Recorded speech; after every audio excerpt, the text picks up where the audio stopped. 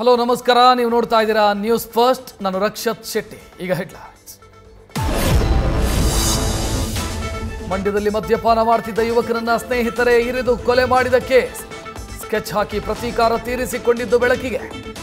8 ತಿಂಗಳ ಹಿಂದೆ ನಡೆದ ಗಲಾಟೆಗೆ ಸೇಡು ತೀರಿಸಿಕೊಂಡಿದ್ದಾರೆ ಅಂತ ಯೋಗೇಶ್ ಕುಟುಂಬಸ್ಥರ ಆರೋಪ.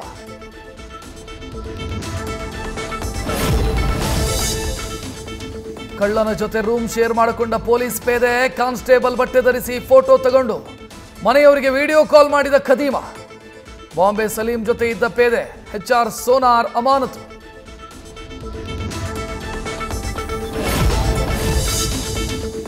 ಕಬಿನಿ ಹಿನ್ನೀರಲ್ಲ ಅಕ್ರಮ ಭೂ ಒತ್ತುವರಿ ಬಗ್ಗೆ ಪ್ರಶ್ನಿಸಿದ್ದಕ್ಕೆ ಅವಾಚ್ಯ ಪದ ಬಳಸಿ ನಿಂದನೆ. ಒಕ್ಕಲಿಗರ ವಿರುದ್ಧ ಕೆಟ್ಟ ಪದ ಬಳಸಿದ್ದಾರೆ ಅಂತ ಆಕ್ರೋಶ.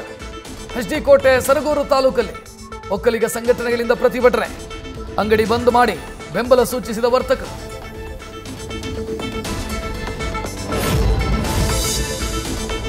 ಲೋಕಸಭಾ ಎಲೆಕ್ಷನ್ನಲ್ಲಿ ಮತ ಕಳ್ಳತನದ ಆರೋಪ. ನಕಲಿ ಹೆಸರುಗಳ ಮೂಲಕ ವೋಟ್ ಹಾಕಿರೋರ ಬಗ್ಗೆ ಪ್ರಸ್ತಾಪ.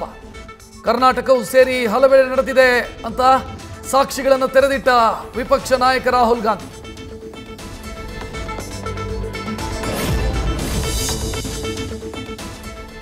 ಚಾಮರಾಜಪೇಟೆಯಲ್ಲಿ ಬಾಲಕಿಗೆ BMTC ಬಸ್ ಡಿಕ್ಕಿ ಕೇಸ್.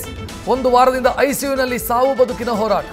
ನ್ಯೂಸ್ ಫಸ್ಟ್ ವರದಿ ಬಳಿಕ ಪರಿಹಾರದ ಭರವಸೆ ಕೊಟ್ಟ ಸಾರಿಗೆ ಸಚಿವ ರಾಮಲಿಂಗಾರೆಡ್ಡಿ.